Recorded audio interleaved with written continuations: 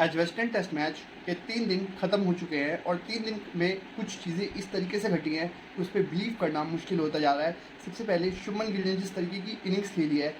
उसको आप एक तरफ रख दीजिए। 269 बनते नहीं हैं हर दिन, और बना नहीं पाते हर दिन। कोई भी बल्लेबाज इतनी आसानी से वहाँ तक पहुँच नहीं पाता, चाहे कितनी भी फ्लैट कंडीशंस रही हों, चाहे कितना भी मुश्किल रहा हो बॉलर्स के लिए। लेकिन एज अ बैट्समैन, अगर आप एज अ कैप्टन अगर आप देखें, सबसे बड़ी बात लीडिंग टू द फ्रंट जिसे कहा जाता है, उस तरीके की इनिंग्स शुभमन गिल खेले। लेकिन उसके जवाब में हैरी ब्रुक्स और जेमी स्मिथ ने जिस तरीके की पार्टनरशिप बिल्डअप की इंग्लैंड की टीम के लिए, और सबसे बड़ी बात कि ये इंग्लैंड की टीम ये दिखा चुकी है एजवेस्टन टेस्ट के तीसरे दिन कि ये इंग्लैंड की टीम कुछ भी कर सकती है और कहीं से भी कर सकती है। सबसे बड़ी बात 84 लॉस ऑफ 5 विकेट्स, जहाँ पे आप 84 में 5 हो जाते हैं, और आप ये देखते हैं कि 510 रनों की लीड अभी भी पड़ी हुई है। और वहाँ से बस एक एडवांटेज ये था इन दोनों के साथ कि बॉल जो थी, जब इंडियन टीम बॉलिंग करवा रही थी उस समय पे, तो बॉल हल्की सी पुरानी हो चुकी थी। और बॉल जब ये पुरानी होती है ड्यूक्स की, तो थोड़ी सी सॉफ्टली हो जाती है। साथ ही में अगर आप ये देखें कि जिस पेस पे ये दोनों खेल गए, कल जो पहला सेशन था, जो इंडिया ने 2 विकेट एकदम से लिए आधे घंटे के अंदर, जहाँ पे आपने जो रूट और बेन स्टोक्स दोनों को चलता कर दिया, और लगा कि जैसे कि इंडियन टीम अब यहाँ से हो सकता है कि उस हालात में रहेगी जहाँ पे आप इंग्लैंड को कहेंगे कि आप दोबारा बैटिंग कीजिए, यानी कि फॉलो ऑन दे सकती थी। लेकिन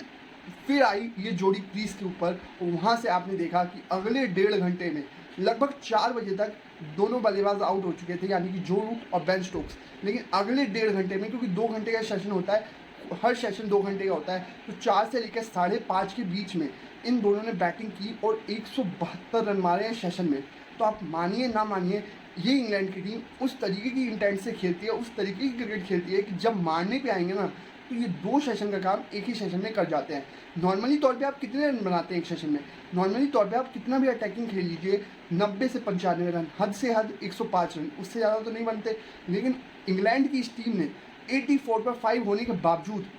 वहाँ से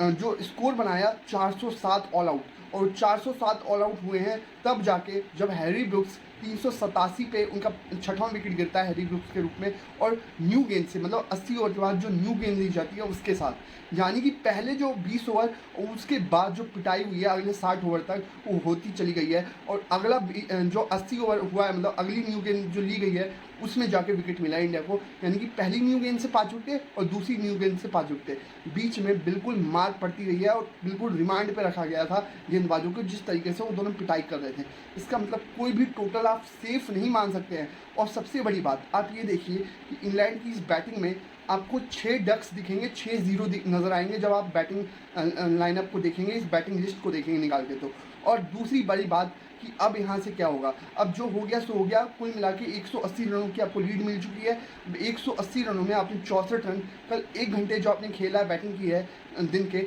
उसमें आपने 64 रन और जोड़ दिए, यानी कि 244 रनों पे टेक्निकली तौर पे आप आगे हैं। स्कोर आपको दिखेगा 64 पे 1 सेकेंड इनिंग्स में इंडिया का स्कोर एक तरीके से 244 पे 1 है, एक तरीके से आप मान सकते हैं। अब यहाँ से कितने रन्स आपको और चाहिए, और आपको ये भी देखना होगा कि वेदर क्या किस तरीके का नज़र आ रहा है आपको, क्योंकि जो फोरकास्ट है वो रेन की फोरकास्ट है। तो आप ये मैच ड्रॉ नहीं करना चाहेंगे जिस तरीके की हालात में फ़िलहाल ये मैच खड़ा है, जिस तरीके की सिचुएशन में मैच है ना, इंडियन टीम यहाँ से कोई मौका नहीं गंवाना चाहेगी। और अगर ये मैच ड्रॉ होता है तो वो ड्रॉ आपकी हार मानी जाएगी, जिस तरीके की हालात में आप थे कल के सेशन के दौरान, कल का मैच स्टार्ट होने के दौरान। और सबसे बड़ी बात, क्या सेकेंड इनिंग्स में भी मोहम्मद सिराज और आकाशदीप दोनों 10 विकेट एक बार फिर से लेते हुए आपको नज़र आ सकते हैं? क्योंकि इस बॉलिंग अटैक को आप यही देखेंगे कि आपने सबसे बड़ी गलती ये की है कि आपने कुलदीप यादव, एक ऐसा बॉलर जो कि आपका विकेट टेकिंग बॉलर था, उसको आपने नहीं खिलाया। आपने जसप्रीत बुमराह को नहीं खिलाया, वो बात फिर भी समझ में आती है क्योंकि उनको इंजरी का कंसर्न रहता है, लेकिन आप कुलदीप यादव को भी नहीं खिलाएंगे। ये बहुत चौंकाने वाला फैसला था, और ये दिखा है कि आपके दोनों स्पिनर्स जो आपने खिलाए हैं, जहाँ पे रविंद्र जडेजा और वाशिंगटन सुंदर उतने इफेक्टिव साबित नहीं हुए, और बिल्कुल फ्लैट नज़र आए दोनों के दोनों स्पिनर्स। और उतनी हेल्प नहीं मिल पा रही उन दोनों को। और यहाँ पे हेल्प तभी मिलेगी जब आप बॉल थोड़ा धीमा फेंकेंगे और धीमा रिलीज़ करेंगे, जैसे कि 85 किलोमीटर 90 किलोमीटर के बीच में। और यहाँ पे ये दोनों फेंक रहे हैं 92-95, तो उतने में आपको हेल्प कहाँ से मिलेगी? वो जो 5-10 किलोमीटर का अंतर होता है ना, वो बहुत बड़ा डिफरेंस होता है अगर आपको बॉल स्पिन करानी है तो वही चीज़ है इस सेकंड इनिंग में। क्या आपके गेंदबाज एक बार फिर से आपको 10 विकेटें निकाल के दे सकते हैं? वही चीज़ कहीं रिपीट ना हो जाए फिर से, जो कि हो सकता है कि इंग्लैंड की टीम को अगर आप 550 रन भी देंगे ना बोर्ड के ऊपर, तो इंग्लैंड जीतने के लिए जाएगा ही जाएगा। उनको ड्रॉ से नफरत हो चुकी है, वो चाहते हैं कि हम मैच का रिजल्ट निकालें, चाहे हमारी हार हो या जीत हो। तो इंग्लैंड की टीम को आप कितने रन्स देना चाहेंगे आखिरी दिन पे, और टाइम भी आपको बॉलर्स को देना पड़ेगा। तो टाइम के हिसाब से मैं इस वजह से बात कर रहा हूँ कि वेदर बहुत ज़्यादा ख़राब नज़र आ रहा है चौथे दिन और पाँचवें दिन, क्योंकि चौथे दिन हो सकता है कि स्टॉप स्टार्ट होता रहे, मतलब मैच स्टार्ट हो और फिर एकदम से बारिश आए, फिर स्टार्ट हो फिर बारिश आए, तो उस तरीके के हालात हो सकते हैं। और जो पाँचवें दिन का मतलब लगभग वहाँ पे उस समय पे जहाँ पे दोपहर हो रही होगी इंग्लैंड में, उस टाइम के बाद से लगातार बारिश है। तो आप कितने देर बैटिंग करेंगे आज चौथे दिन, ये देखने लायक बात होगी, क्योंकि आप ऑलरेडी 250 रनों के लगभग बना चुके हैं, स्कोर बोर्ड पे टांग चुके हैं एक तरीके से। और कितने रन्स यहाँ से आप लगभग मान के चलिए कि आप टी तक बैटिंग करना चाहेंगे, टी से आधा एक घंटा बाद तक। अगर आप उतनी बैटिंग कर जाते हैं, अगर आप पहले सेशन में मान लीजिए पहला सेशन आपने थोड़ा सेफ भी खेल लिया, तो सेफ खेलते खेलते भी आप इंटेंट दिखाएंगे तो भी आपको 80-90 रन तो बन ही जाएंगे। 80-90 रन अगर आप मान के चल रहे हैं कि पहले सेशन में बना ली इंडियन टीम, तो आप एक तरीके से 350 के आसपास खड़े होंगे। 350 के बाद एक सेशन और बैटिंग कीजिए, उस सेशन में कुटाई होगी, पूरी तरीके से रिमांड पे लिया जा सकता है अगर आपके हाथ में विकेट हो तो, क्योंकि ऋषभ पंत, शुभमन गिल, और सबसे बड़ी बात मेरे को लगता है कि यशस्वी जायसवाल का जो विकेट गिरा है, तो आपको अटैकिंग इनिंग्स कौन खेल के दे सकता है? दो बल्लेबाजों का नाम मैं लेना चाहूँगा। एक तो फिलहाल क्रीज पे खड़े करुण नायर के लिए ये इनिंग्स बहुत इंपॉर्टेंट होने वाली है। और करुण नायर एक ऐसे बैट्समैन है जो कि इंटेंट दिखाते हैं और इंटेंट के साथ खेलते हैं। अगर ये पूरा सेशन खेल जाते हैं पहला वाला करुण नायर, तो ऑफकोर्स वो अपनी टीम को तो एक अच्छी हालात में पहुँचाएंगे इंडियन टीम को,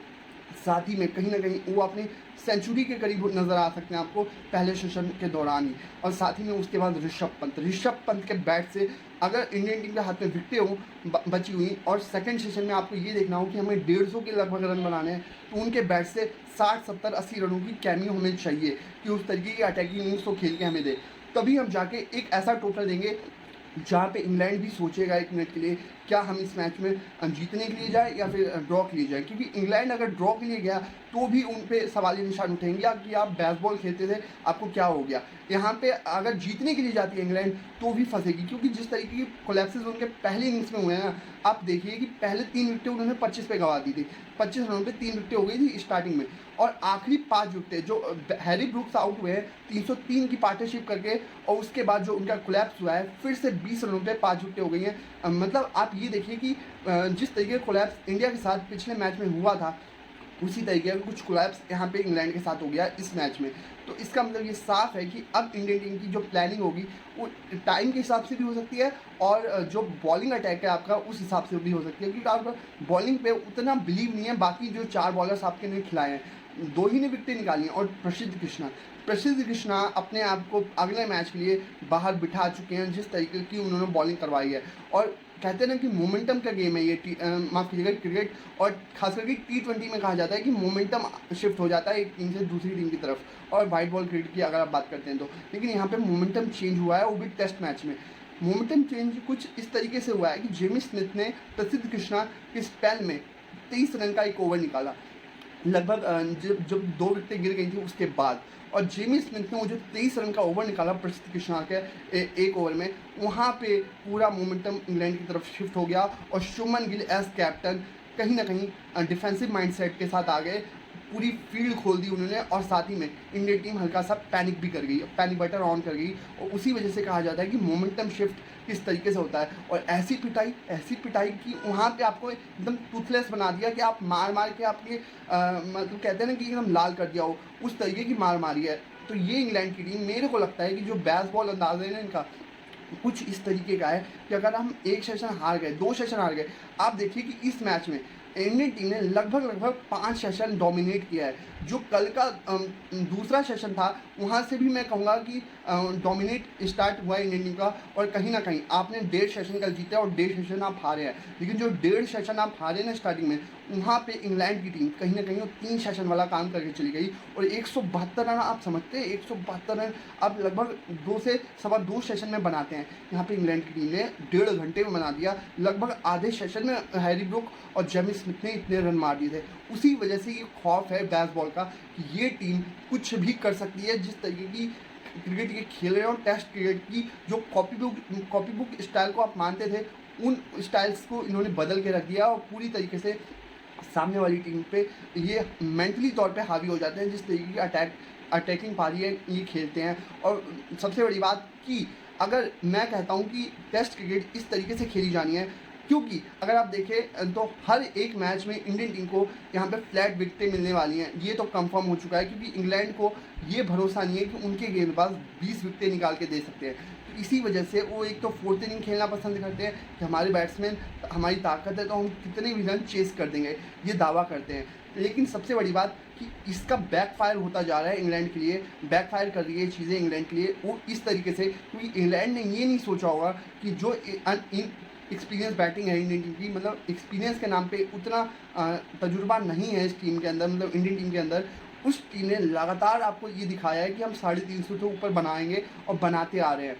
पिछले तीनों इनिंग्स अगर आप उठा के देखें, इसमें तो 587 बने, उसके बाद 471 भी बनाए, उसके बाद अगर आप देखें तो 371 भी बनाए। तो इसका मतलब ये साफ है कि अब जो प्लानिंग होगी इंग्लैंड की वो किस तरीके से रहने वाली है। मेरे को लगता है कि सेम प्लानिंग होगी, और बाकी जो तीनों टेस्ट मैचेज हैं उसमें भी इसी तरीके की फ्लैट विकेटें मिलने वाली है। और सबसे बड़ी बात कि अगर इस तरीके की फ्लैट विकेटें मिलने वाली हैं तो आपको अपनी बॉलिंग को और स्ट्रॉन्ग करना पड़ेगा, क्योंकि आपकी बैटिंग तो काम कर देगी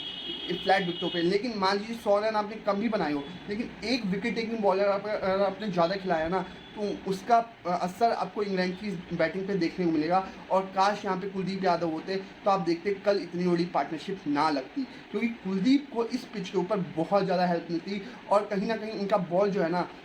पिच होने के बाद मतलब ऑफ द सरफेस बॉल चढ़ने के बाद अगर आप देखते तो बाउंस ज़्यादा मिलता कुलदीप को, तो ये हो सकता था, लेकिन जो नहीं हुआ है उसके ऊपर बात करके कोई फ़ायदा नहीं है। अब देखना होगा कि इंडियन टीम अपनी बॉलिंग में अगले मैच में, मतलब लॉर्ड्स में, जिसमें कि ज़्यादा ब्रेक नहीं है, मात्र 3 दिन का ब्रेक होगा जब ये मैच खत्म होगा, तो 3 दिन के ब्रेक के अंदर आप अपनी बॉलिंग में कितना बदलाव करते हैं, क्योंकि प्रसिद्ध कृष्णा का बाहर जाना कंफर्म है, और किसकी जगह पे, मतलब उनकी जगह पे तो बुमराह ही आ जाएंगे, ये बात क्लियर है। लेकिन आकाशदीप ने और जिस तरीके से सिराज ने बॉलिंग करवाई है, काश ऐसी बॉलिंग जब बुमराह होते हैं तब भी करवा देना चाहिए था। लेकिन ऐसा लगता है कि सिराज जो है कहीं ना कहीं जब वो लीड करते हैं फास्ट बॉलिंग को, तो वो अलग गेंदबाज आपको नज़र आते हैं, और जब वो सेकंड पेसर के तौर पे खेल रहे होते हैं तो एक बिल्कुल डिफरेंट बॉलर नज़र आ रहे होते हैं, एक सपोर्टिंग रोल भी नहीं निभा पाते हैं। लेकिन जब वो फ्रंट लाइन पेसर होते हैं तो ऐसा लगता है उनके अंदर कोई जादू आ जाता है, एकदम से उनका जो बटन है वो ऑन हो जाता है, और एकदम से वो अपने असल रूप में आ जाते हैं कि वो असल में चीज़ क्या है। और वाकई में जिस तरीके के स्पेल्स डाले हैं ना दोनों ने, सिराज ने और आकाशदीप ने, ये दिखाया है कि कॉन्फिडेंस देगा, ये बहुत बड़ा बूस्टर होगा कि बुमराह के साथ ये दोनों अगर इसी तरीके से डालते हैं बॉलिंग तो इतना आसान नहीं होने वाला है इंग्लैंड के लिए। अगर आप अगले मैचेस की बात करें तो देखना हो कुल मिला के होता क्या है और आज क्या क्या होता है, क्योंकि ये दिन और पहले 2 सेशन इंडिया को जीतना बहुत इंपॉर्टेंट है, और साथ ही में बारिश पे भी आपकी नज़रें होनी चाहिए। तो फिलहाल अभी इतना ही, थैंक यू वेरी मच। अगर आपको ये वीडियो अच्छी लगी हो तो, और अगर आप यूट्यूब चैनल पे देख रहे हैं तो वीडियो को सब्सक्राइब कीजिए, और चैनल को सब्सक्राइब कीजिए, वीडियो को लाइक कीजिए, और साथ ही में अगर आप फेसबुक पेज और इंस्टाग्राम पेज पे देख रहे हैं तो अभी लाइक और फॉलो का बटन जरूर प्रेस कीजिएगा। फिलहाल अभी इतना ही, थैंक यू वेरी मच।